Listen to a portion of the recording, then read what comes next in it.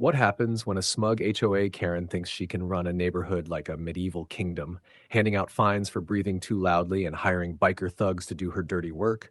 Well, buckle up, because this one gets nuclear.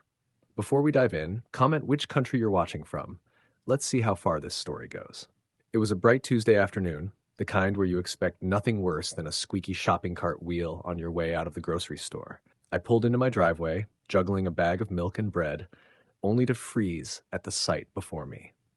Three biker guys, leather jackets gleaming in the sun, had surrounded my wife.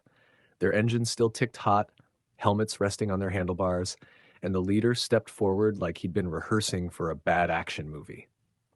He didn't waste words. "We were sent by Lucia," he said flatly.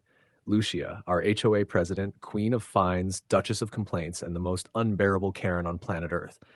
This wasn't a surprise. She'd been gunning for me ever since I stopped playing her petty HOA games. What were her rules? Oh, take your pick.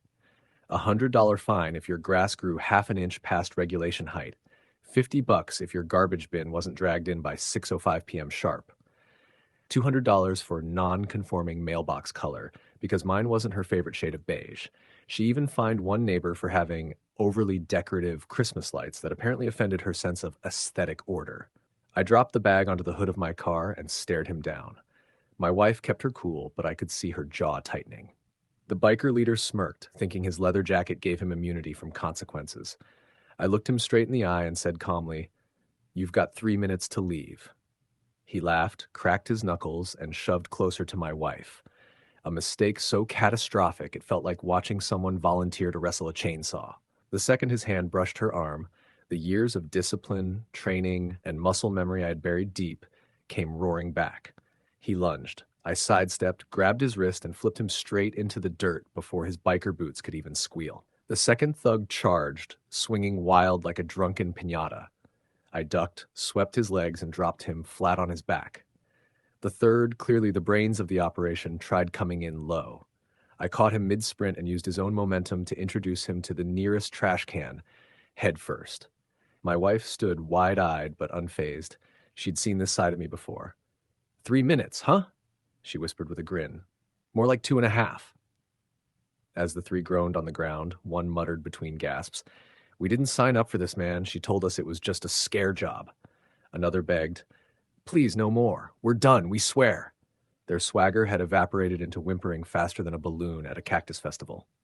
I leaned over and told them loud enough for the neighbors to hear, "Next time, tell your boss if she's got a problem with me. She can put it in writing. Don't you ever try to scare my wife again." They scrambled away, bruised, limping, and more frightened than when they'd rolled up. The bikers left my driveway looking less like an intimidation squad and more like a group of toddlers who'd just been scolded at recess. Their engines sputtered off into the distance, leaving behind nothing but skid marks and the faint stench of embarrassment. I knew it was over for them, but it wasn't over for Joyce, our beloved HOA tyrant. Sure enough, not an hour later, my phone buzzed with a text from her. "You're going to regret humiliating my friends. You can't fight the HOA." Oh, Joyce. She still thought she was in control. But what she didn't know was that one of her biker buddies had dropped something very important during his hasty escape, a burner phone. And when I picked it up, scrolled through, and saw the messages, my jaw nearly hit the ground. There it was, in black and white, Joyce's exact instructions. Screenshots of her promising free beer and cash if they could rough me up a little and make sure his wife gets scared enough to force him out. That was no longer just HOA harassment. That was conspiracy, bribery, and attempted assault. I handed everything to the police, who had already been circling her antics for months. Turns out Joyce had a long history of convincing people to follow HOA rules through intimidation tactics, secret fines, and a suspicious pattern of money disappearing from the community fund. The bikers sang like canaries once they were caught, admitting Joyce paid them off with HOA funds to do her dirty work. The next HOA meeting? Legendary. Picture this. Joyce strutting in, full of smugness, her binder clutched like it held the Ten Commandments. She barely made it to the front when the county sheriff himself walked in, flanked by 2 officers. The room went dead silent as he announced, "Joyce Harper, you are under arrest for embezzlement, conspiracy to commit assault, and impersonating an officer." Her jaw dropped. She stammered something about community spirit and misunderstandings, but the handcuffs clicked loud enough for every single HOA member to hear. She was dragged out of that clubhouse, red-faced and shrieking, while neighbors who'd suffered under her tyranny whispered, finally. The fallout was nuclear. With Joyce gone, the HOA board dissolved under the weight of lawsuits and investigations. Residents cheered. The community funds were audited and redistributed properly. The bikers, they cut a plea deal, promising never to set foot in our neighborhood again.